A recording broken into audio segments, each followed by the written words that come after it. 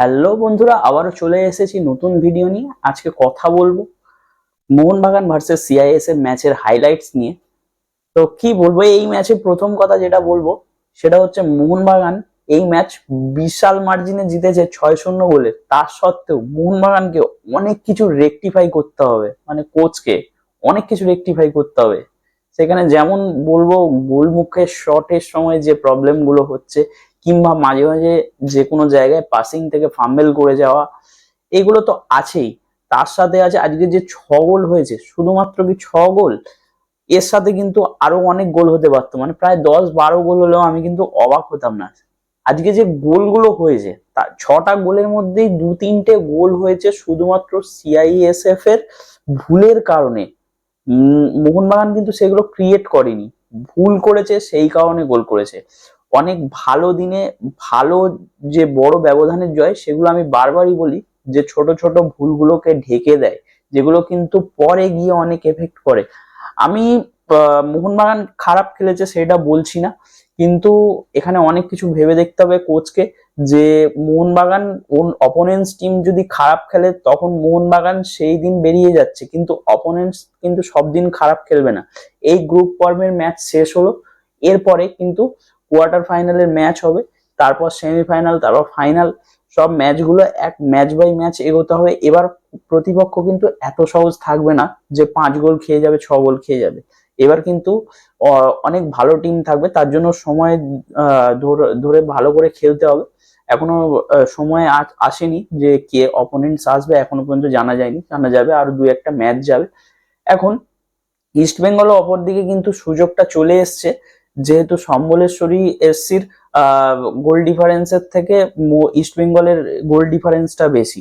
তো সেদিক থেকে দেখতে গেলে আমার মনে হয় তো দুটো টিমই যাবে, আর আবারও একটা ডার্বি হয়তো দেখতে পাবো।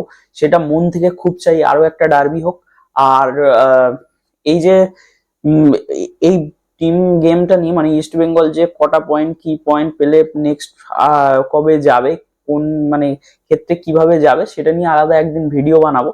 তো এখন তো মোহনবাগান ম্যাচের কথাই বলবো, সিআইএসএম ম্যাচ। তো এই ম্যাচে মোহনবাগান তো জিতে তো গেছে, এই কয়েকটা জিনিস ঠিক করে নিলেই হয়ে যাবে, যেটা আমি অলরেডি বলে দিয়েছি।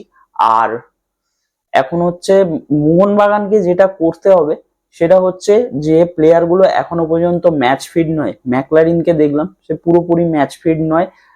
মিগুয়েল তো নামেই নি, তাকে চেক করার কোনো উপায় নেই। আর অ্যালেক্সাজি আজকে খেললো, তারপরে নতুন নতুন আরো প্লেয়ার, নতুন কয়েকজন, যেমন আশিস রাই আগের দিন খেলেছে অল্প সময়, আজকেও খেলেছে, কিন্তু ম্যাচ ফিট বলে মনে হলো না এদের। যারা নতুন নামলো, কিয়ান নাসিরির খেলা অনেক ইমপ্রুভ করতে হবে, মানবীর অনেক মিস করেছে, তারপরে সাহাল মিস করেছে। সাহালের আমি তো ওই গোলটা বারবার চোখে আসছে, যে সাহালের 3 নম্বর আর মোহনবাগানের 4 নম্বর গোল।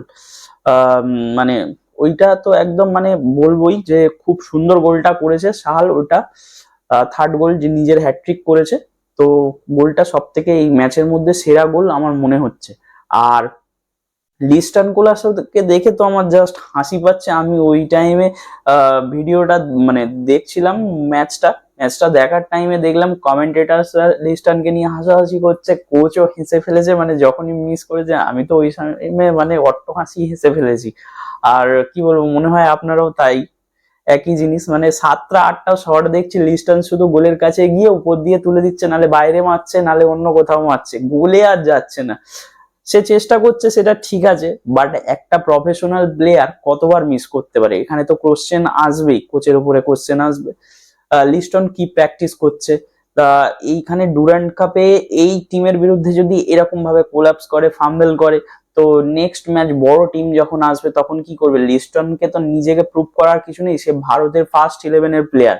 তার কাছ থেকে যদি এরকম ভুল মানে প্রতিবার পরিলক্ষিত হয়, তো এটা কিন্তু কাম্য নয়। মানে মোহনবাগান টিমের জার্সি পরে এরকম ভাবে একটার পর একটা মিস করবে, এটা দেখতে শোভা দেয় না।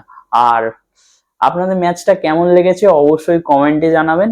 এরকমই ভিডিও পেতে চ্যানেলটিকে অবশ্যই সাবস্ক্রাইব করে রাখবেন। ভিডিওটা ভালো লাগলে অবশ্যই লাইক করবেন, বন্ধুদের সাথে শেয়ার করতে ভুলবেন না। আজকের মতন টাটা, ফিরে আসবো নেক্সট ভিডিওতে।